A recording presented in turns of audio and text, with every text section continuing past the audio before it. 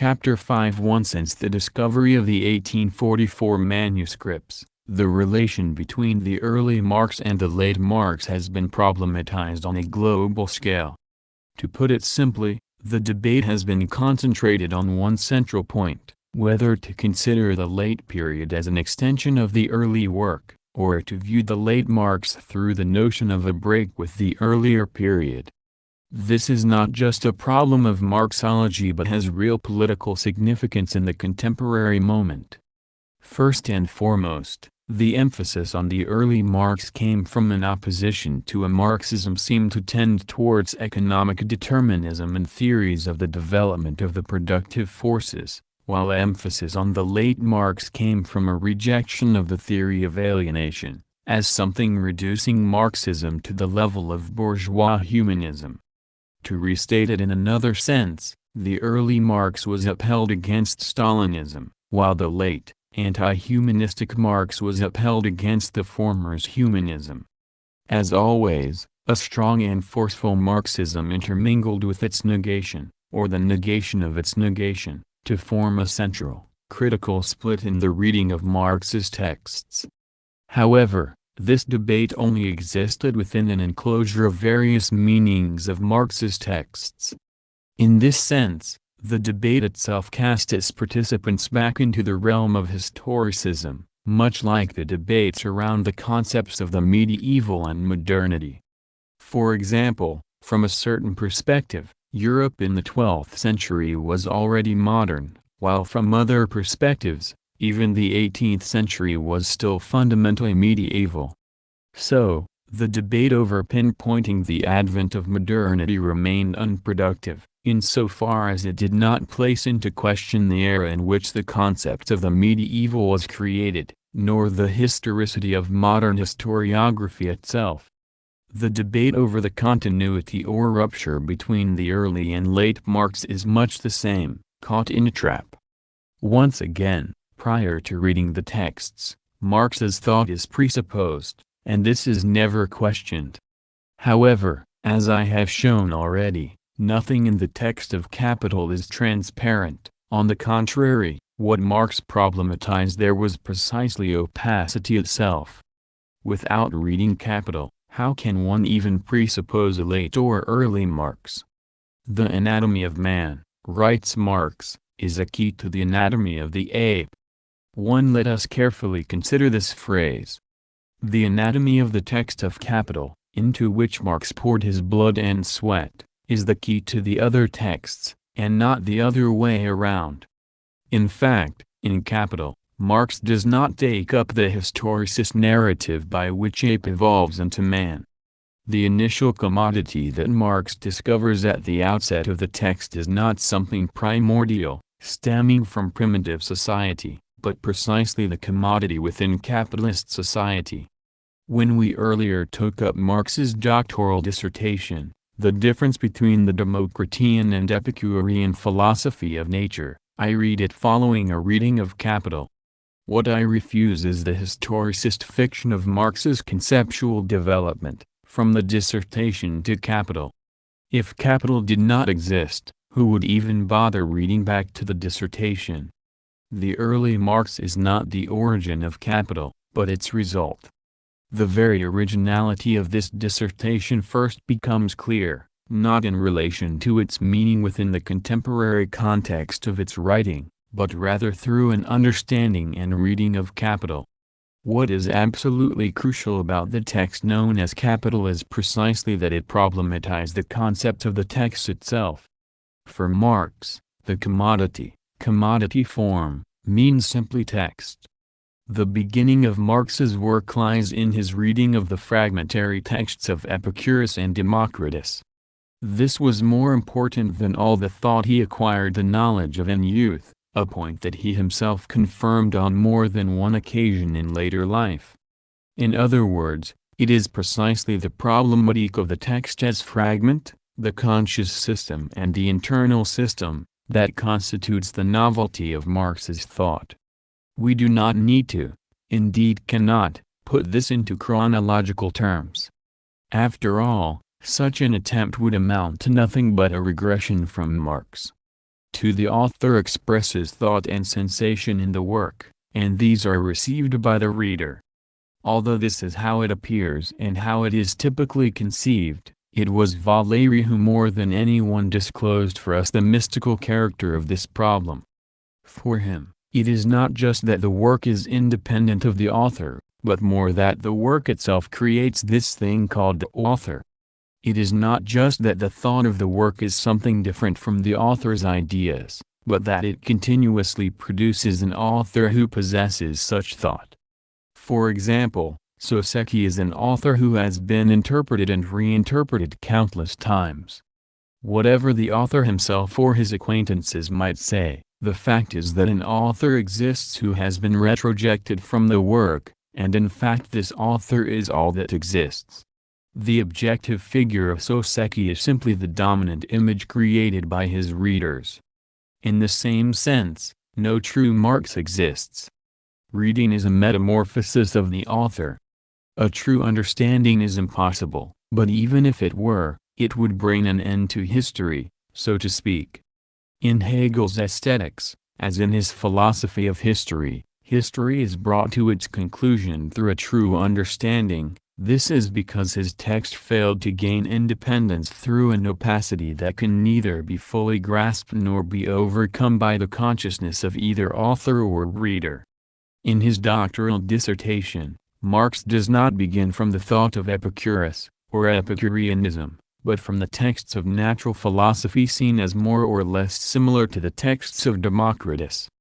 The difference between the two, regarded until that point as relatively arbitrary, now undergoes a metamorphosis, placing into relation their thought, previously treated as if one had no relation to the other.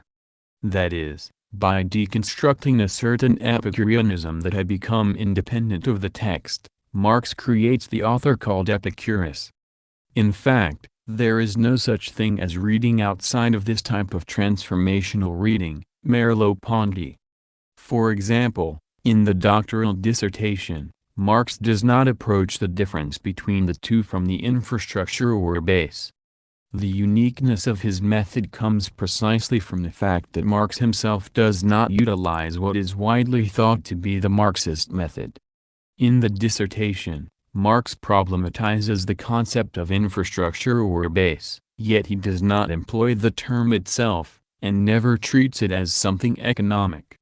However, we should not forget that, when Marx emphasizes the specifically economic base in the German ideology, it is once again derived from a specific textual reading.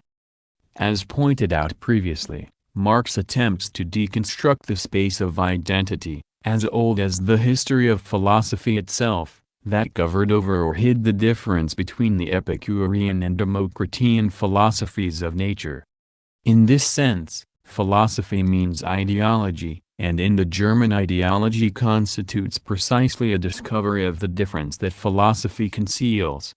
For example, Marx states that the motor force of history, reason, divine providence, man, the zeitgeist, and so on, amounts simply to the imagined subject to, author, presupposed in the background of history as text. In negating this author, or transcendental signified exterior to the text, Marx for the first time discovers the economic infrastructure, a theoretical position fundamentally different from a historicist economic history. What is important here is his awareness of the fact that history, narrated as the history of philosophy, always conceals difference under the aspect of universal truth.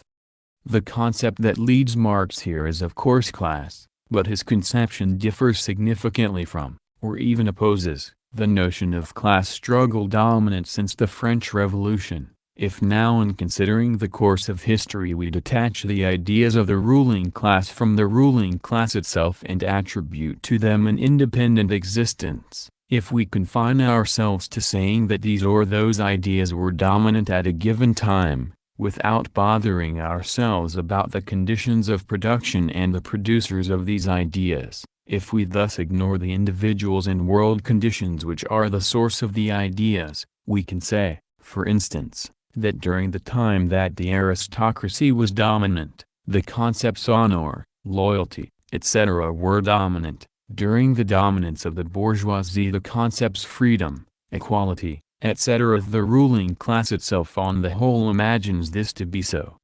This conception of history, which is common to all historians, particularly since the 18th century, will necessarily come up against the phenomenon that increasingly abstract ideas hold sway, i.e. ideas which increasingly take on the form of universality. For each new class which puts itself in the place of one ruling before it, is compelled, merely in order to carry through its aim, to represent its interest as the common interest of all the members of society, that is, expressed in ideal form. It has to give its ideas the form of universality, and represent them as the only rational, universally valid ones. 3. In other words, the ideals that appeared to everyone to be self-evident, i.e., freedom, equality, and so on, exist only insofar as they conceal this class difference. In Marx, the forces and relations of production do not explain history, but rather cover over and conceal history from us. Historical materialism, a phrase never used by Marx himself, emerged by overlooking this point. Historical materialism is a meaning that came to exist in separation from Marx's texts. It is, rather, the philosophy of Engels. 3. Marx wrote the 1844 manuscripts in exile in Paris. As is well known, these were systematic considerations of Feuerbach's theory of alienation, expanded into the theory of the state and political economy. The following year, forced to flee to Brussels, Marx wrote the theses on Feuerbach and the German ideology. This turned from 1844, when he was 26 years old, to the following year, what we might call, after Valéry, his intellectual coup d'état, is not limited to the transition from devotion to Feuerbach to a critique of Feuerbach. For example, Louis Althusser sees in this moment an epistemological break, while Hiramitsu Watru locates there the influence of Engels. What Althusser and Hiramitsu share is an opposition to the boom in popularity of the theory of alienation, both seeking in the German ideology to ground a historical materialism divorced from Hegelianism in a true sense. However, Marx wrote his doctoral dissertation under the influence of the young Hegelian Bruno Bauer, and, although he had not yet taken up Feuerbach, he had already developed a unique perspective from which to advance a critique of the history of philosophy. A perspective much more original than simply the materialist inversion of Hegelian idealism. It would be completely arbitrary to try to chronologically prove Marx's break from Hegelian Feuerbachian forms. In fact, in a certain sense, for his entire lifetime, Marx never really shook off the Hegelian mode of thought, but if there is a point of divergence, it appears already in his distance from the Hegelians in the doctoral dissertation. Viewed from the perspective of something highly general, like the concept of alienation, Marx appears as nothing more than a typical young Hegelian. However, if we take a methodological approach that attends closely to the smallest details, as he put it in the doctoral dissertation, the difference between Marx and the young Hegelians becomes clear. In fact, it is really only within this difference that Marx comes to exist, rather than in any supposedly pure space that declares, "Here is the true thought of Marx." Instead, Marx's thought is located in his method of reading texts. Marx's turn in the German ideology does not stem from the proposal of a new philosophy, but from his deconstructive reading of the ideology called philosophy itself. This turn is not an inversion but a movement. For example, if Marx did not exactly throw away his perspective from the 1844 manuscripts, nor did he come to invert it. He simply moved. But what would this mean, concretely? In the German ideology, he writes from the following place, "If we wish to rate at its true value this philosophic charlatanry, which awakens even in the breast of the honest German citizen a glow of national pride, If we wish to bring out clearly the pettiness, the parochial narrowness of this whole young Hegelian movement, and in particular the tragicomic contrast between the illusions of these heroes about their achievements and the actual achievements themselves, we must look at the whole spectacle from a standpoint beyond the frontiers of Germany. For this is Marx's view, already exiled from Germany and embedded in the reality of another country. Had Engels written it, it would be one thing. But there is something in Marx's statement above that cannot simply be reduced to sarcastic ridicule. Only 1 year before, he himself had been internal to the parochial narrowness of this whole spectacle. He had just written the 1844 manuscripts along Feuerbach's lines. And yet this same Marx suddenly came to criticize Feuerbach. And for this there must have been an internal process that cannot be solely ascribed to his encounter with Engels. In other words, in the above lines of vicious polemic are also concealed the scars borne by Marx himself. For example, the attempt by Marx and Arnold Ruge to form the Deutsche Französische Jahrbucher, forging a conjunction between German philosophy and the French political movements, was quietly scuppered by the indifference of the French side. It was never likely that theory, formed from the deductive reasoning of philosophy, and French socialism, intuited from direct, actual experience, would find it easy to ally. It was not simply some incompatibility of national consciousnesses, but rather immediate, actual experience that would not allow it.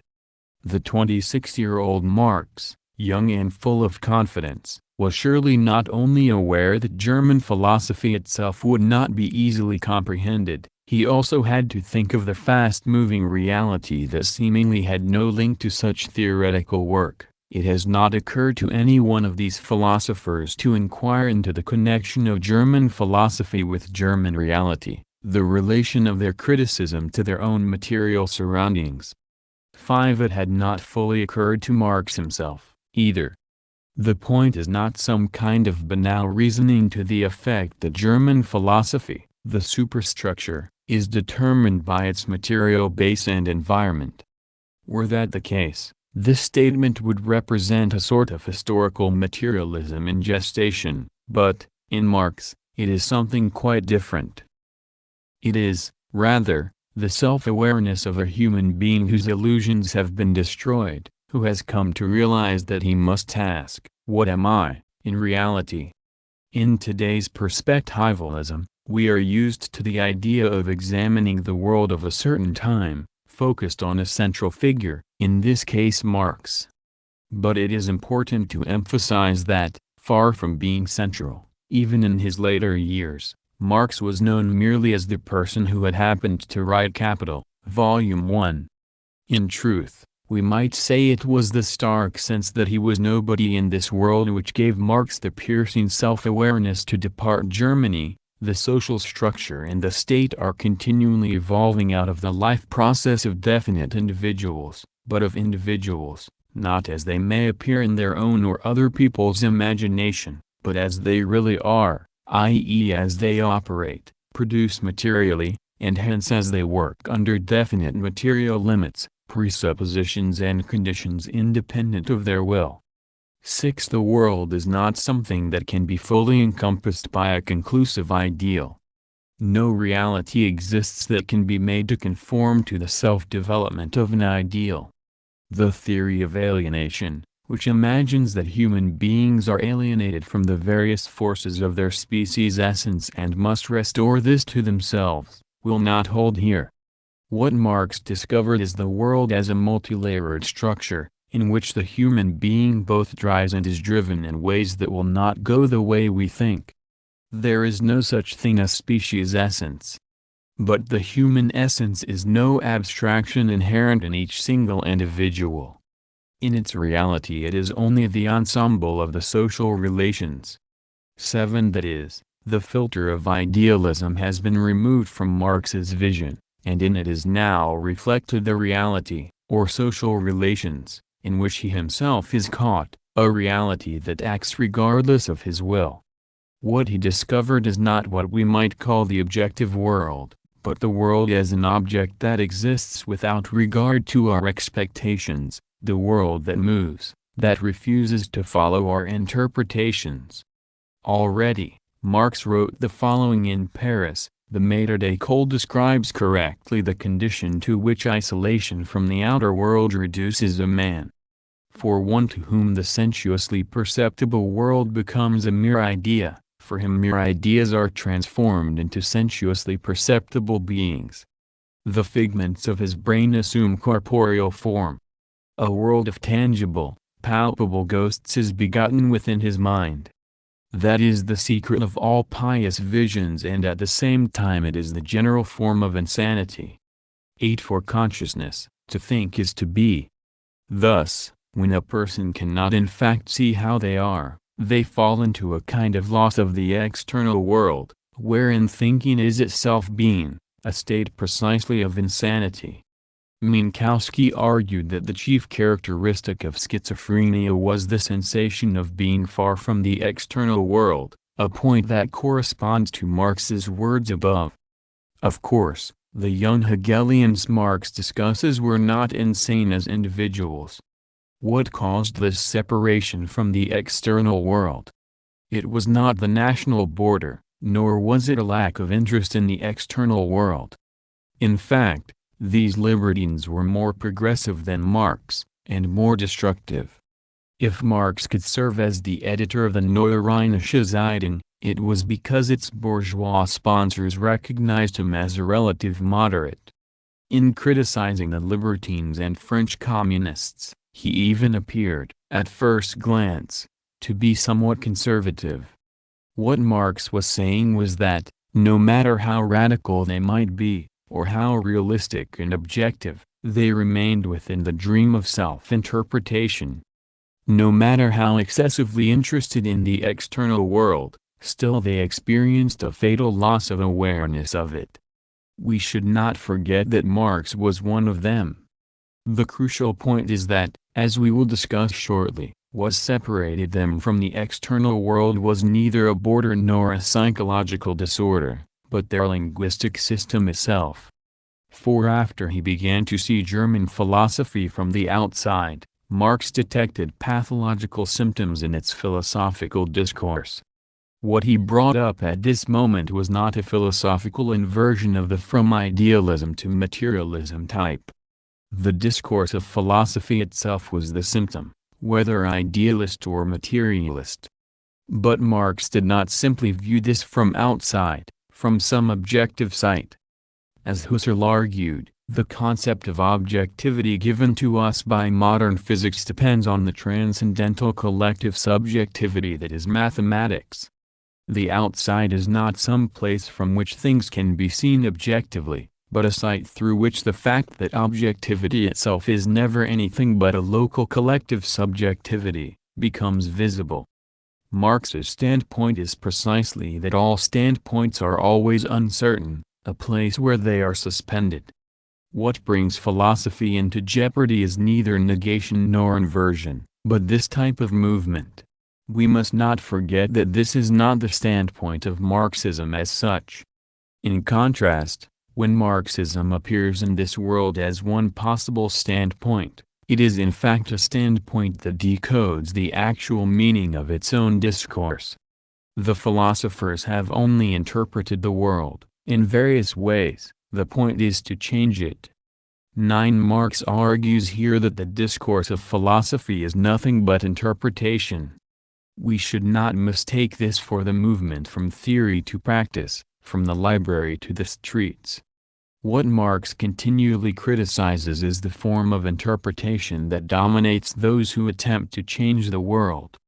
To put it otherwise, Marx's work is the interpretation of philosophy itself as interpretation. The centrality, universality, transcendence of philosophy itself is the symptom, and what characterizes the work of Marx is the attempt to decode the difference or relationality that it conceals. At a certain moment, this was called the theory of ideology. However, we cannot, for example, refer to ideology simply as false consciousness. To see ideology as a set of delusions lodged in one's head is to not understand ideology at all. Ideology is, rather, true consciousness or even truth itself. We might say that ideology exists only as objectivity. In other words, ideology is a kind of thing. This is precisely one of the reasons that Marx, in Capital, theorizes the mysteriousness of this thing called the commodity, and, in this sense, Capital itself is a theory of ideology. Rather, if we do not take the vantage point of Capital, we will remain unable to understand what ideology is. When we hear objective scientists expound on the end of ideology, we should be aware that it is their objectivity itself that has already been reified, and this is precisely Marx's conception of the ideological. As Thomas Kuhn made clear in the field of the history of science, truth is not established on the basis of objective data. It is rather that the epistemological paradigm which establishes truth itself conversely enables the data to be discovered. Ideology is thus a consciousness of truth. Marx once wrote to Arnold Ruge, "This does not mean that we shall confront the world with new doctrinaire principles and proclaim, 'Here is the truth,' on your knees before it. It means that we shall develop for the world new principles from the existing principles of the world. We shall not say, 'Abandon your struggles, they are mere folly, let us provide you with true campaign slogans.' Instead, we shall simply show the world why it is struggling, and consciousness of this is a thing it must acquire whether it wishes or not." 10. However, in the German ideology, Marx precisely attempts to interpret the will to truth itself. What he problematizes there is not so much philosophy as the existence of the philosopher. Why is the philosopher a problem? Because the philosopher is an existence, or class, from which the will to truth can never be separated. As Nietzsche argued, within a discourse, what is problematic is not what is being spoken but rather who is speaking. Obviously, it is the philosopher who speaks. But, until this point, no one had problematized the existence of the philosopher as such. The philosopher was hidden within truth or essence. Hegel himself confesses at the end of the Ch5 philosophy that he has considered the progress of the concept only and has represented in history the true theodicy. Now one can go back again to the producers of the concept, to the theorists, ideologists and philosophers, and one comes then to the conclusion that the philosophers, the thinkers as such, have at all times been dominant in history. 11. Here, this inverted interpretation of philosophy is detected in the inverted will to power of the philosophers, a point that Nietzsche would later emphasize, but the fact that Marx had already taken this perspective was often overlooked. The warped will to power of the philosophers is not something specific only to certain philosophers, but rather belongs uniquely to philosophy itself. We cannot say that idealism represents an inversion but materialism does not. Philosophy itself appears as an inversion of value, whose origin Marx detected in the division of labor. Division of labor only becomes truly such from the moment when the division of material and mental labor appears. The first form of ideologists, priests, is concurrent. From this moment onwards consciousness can really flatter itself that it is something other than consciousness of existing practice, that it really represents something without representing something real. From now on consciousness is in a position to emancipate itself from the world and to proceed to the formation of pure theory, theology, philosophy, ethics, etc. 12. In Nietzschean terms, this is an inversion, negation, of life by the priest class, the creation of a value that elevates the inactual over the actual. Here, the decision to problematize the philosopher rather than philosophy comes clear. Within truth, or the essence of the world, is concealed the inverted will of a certain class. The philosopher, priest, remains out of sight, concealed within the value called truth, or, this value itself ascribes value to the philosopher. The origin of philosophy is hidden within its own origin. The signifier that philosophy conceals is none other than the philosopher. Thus, to examine the philosopher is to disclose the secret of philosophy. As Marx states, notions such as the concept, the idea, universality, and so on, begin at the point where they transcendentalize themselves, with the establishment of intellectual production as division of labor. Philosophy, as the center of various disciplines, was born from the centralization, like money. Marx attempts, in the years following the German ideology, to decenter philosophy, so to speak. But it is certainly not the case that he simply replaced this center with political economy.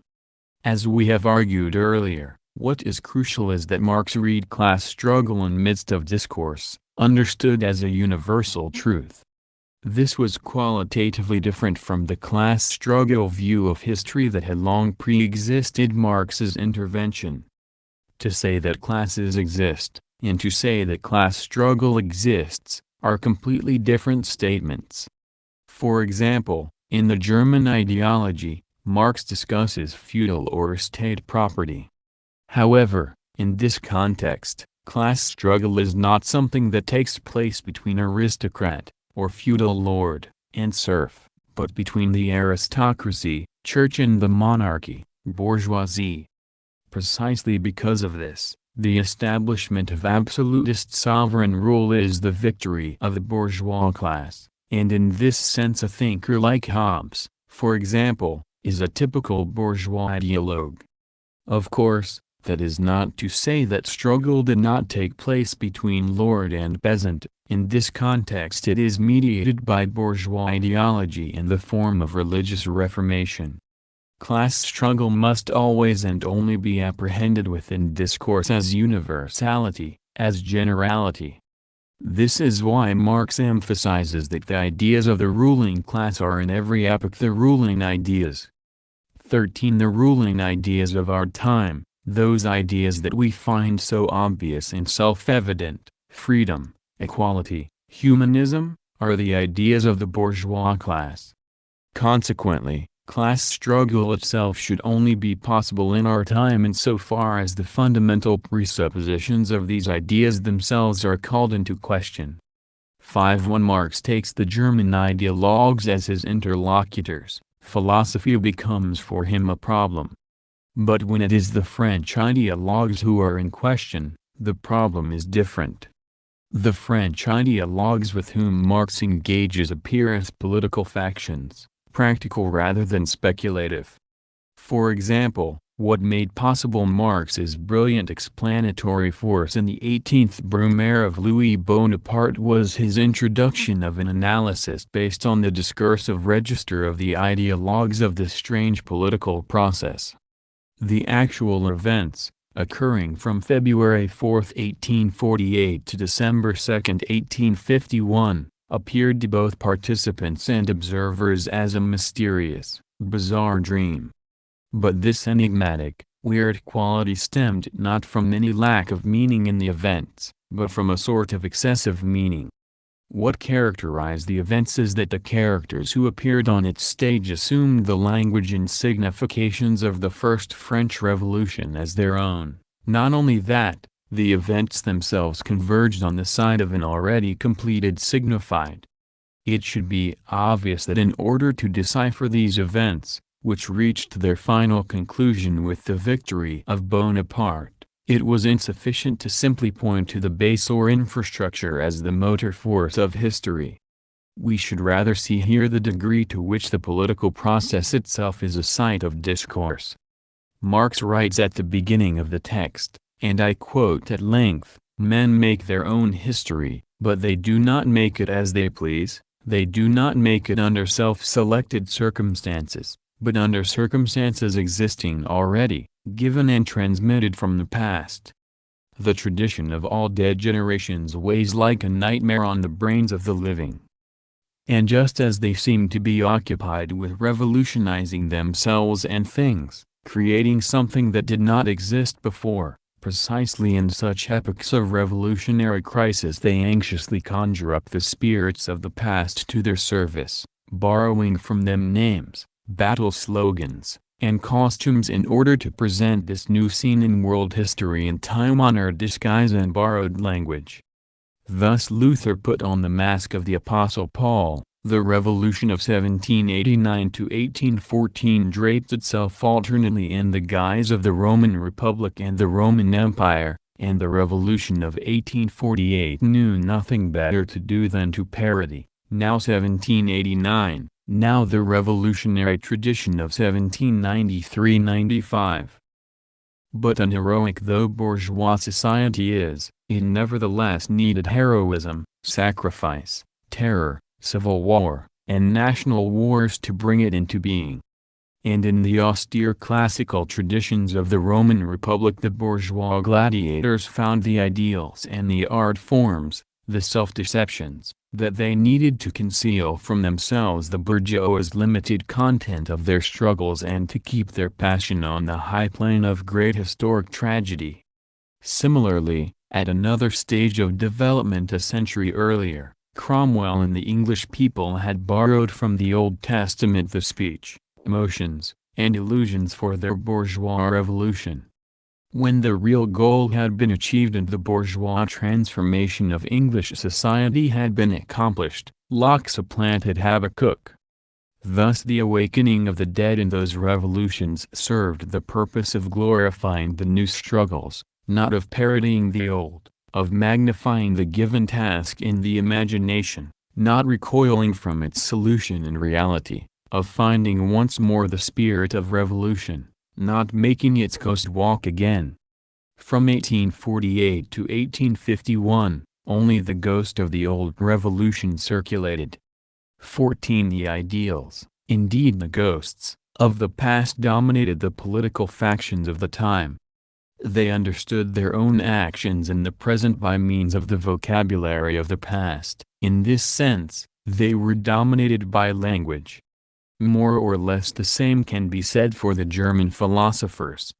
Fiddling around with various Hegelian problems, they expanded on a subsection of these in order to return the critique towards Hegel himself. The upshot amounted to little more than a dwarfish, farcical reenactment of the old master.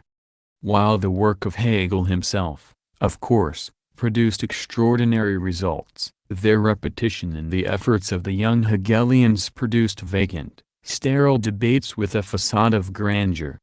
In other words, for the German philosophers, the Hegelian system itself was a dead tradition that weighs like a nightmare on the brain of the living. The 18th Brumaire is a masterful satire of Hegel's philosophy of history. In the process from 1848 to 1851, the nephew of Napoleon, whom Hegel had called a world historical individual, rode the waves of this fantasy of the world historical individual in order to actually seize power, while having not a single aim or ideal to realize. What Hegel conceived of as the cunning of history is here nothing but a farce. The events took place precisely within their language, enclosed within its meaning. We must pay close attention to the fact that Marx's reading of the situation began above all else from this. The events are narrated beginning on February 24, 1848, with the meeting of the Constituent National Assembly, in other words, from the moment that the February Revolution was transferred to the parliamentary power, where for the first time the relation between the representatives and the represented becomes clear.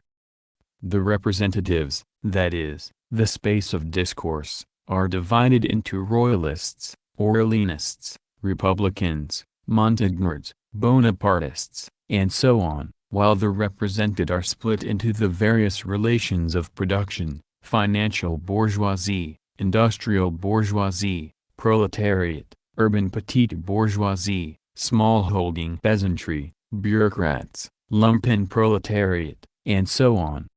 What Marx emphasizes is the disconnection of the representatives from the interests of the represented. One must not get the narrow-minded notion that the petty bourgeoisie, on principle, wishes to enforce an egoistic class interest.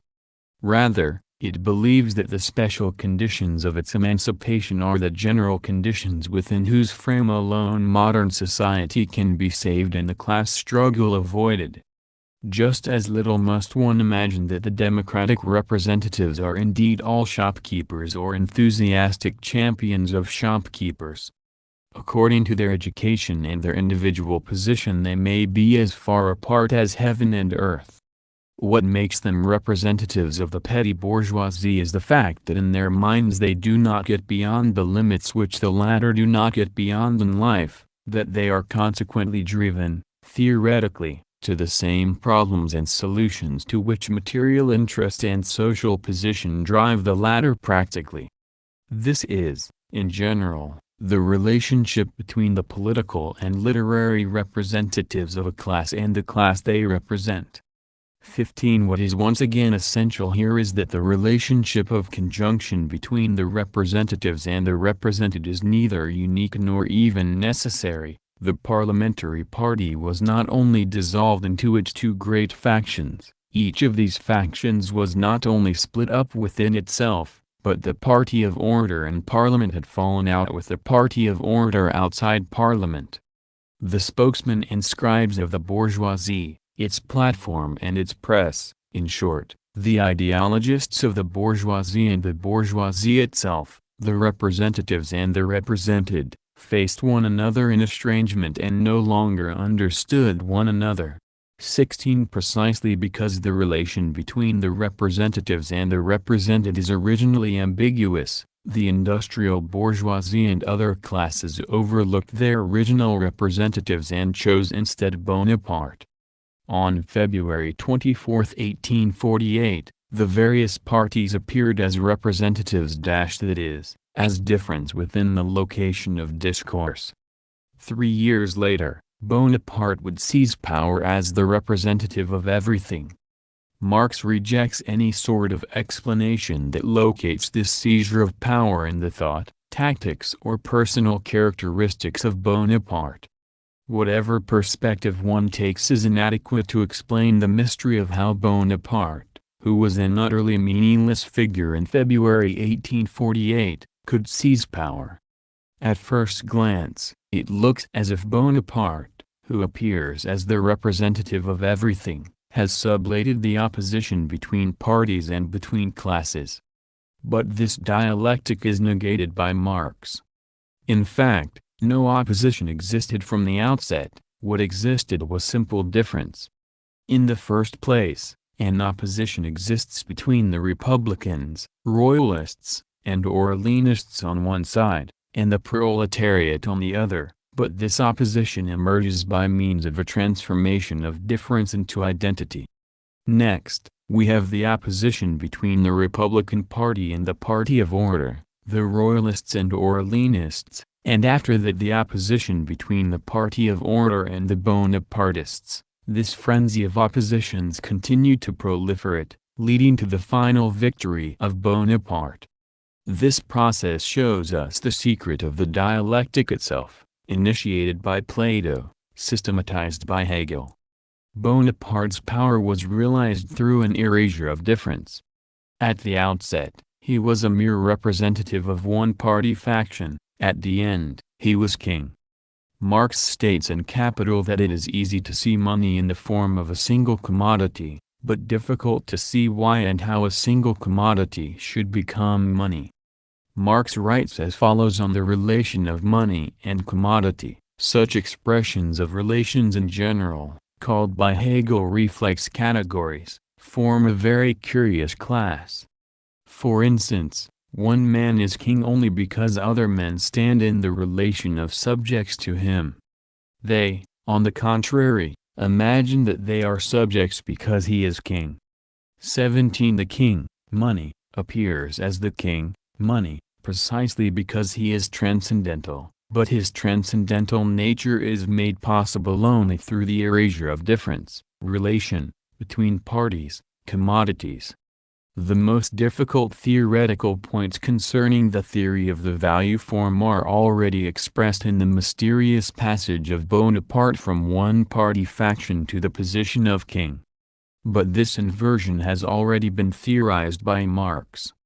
Although Bonaparte appears as the crystallization of the interests of all parties and all classes, Marx states that he appears as the representative of one class in particular, the smallholding peasantry. The smallholding peasants form an enormous mass whose members live in similar conditions but without entering into manifold relations with each other.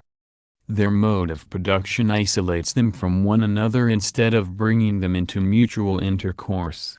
The isolation is furthered by France's poor means of communication and the poverty of the peasants, insofar as millions of families live under conditions of existence that separate their mode of life, their interests, and their culture from those of the other classes, and put them in hostile opposition to the latter. They form a class. Insofar as there is merely a local interconnection among these smallholding peasants, and the identity of their interests forms no community, no national bond, and no political organization among them, they do not constitute a class. They are therefore incapable of asserting their class interest in their own name, whether through a parliament or a convention. They cannot represent themselves, they must be represented. Their representative must at the same time appear as their master, as an authority over them, an unlimited governmental power which protects them from the other classes and sends them rain and sunshine from above. 18. The smallholding peasantry is a class, and at the same time, not a class. Here is precisely Marx's unique theorization of the concept class. Class does not emerge solely on the basis of a form of economic collectivity or commonality. What allows class to appear as class is something that occurs through discourse, in this case the various parties. Class consciousness means, in this sense, the class unconscious 19 that is only actualized in consciousness, that is, in discourse. Marx attempted, in an entirely different sense from the concept of class consciousness in Lukács, to examine the conscious expression of the parties through the structure of their unconscious. Here, it is legible that the smallholding peasantry, while never directly forming a political party, nevertheless performs the role of one, to render this political process mysterious and dreamlike. To be conscious of something is to transform it in language. Since the smallholding peasantry never makes their desire linguistic, when it appears in consciousness, that is, in the sight of political discourse, it can only appear in inverted form. For the peasantry, Bonaparte is not their representative but their master. Marx's decoding of the event reads the transcendence of Bonaparte as a symptom, through its condensation and dislocation of a class unconscious that is never rendered into language. The rigor of Marx's analysis in the 18th Brumaire is absolutely unrelated to any sort of crude determination of the so-called base and superstructure. Chapter 6 1I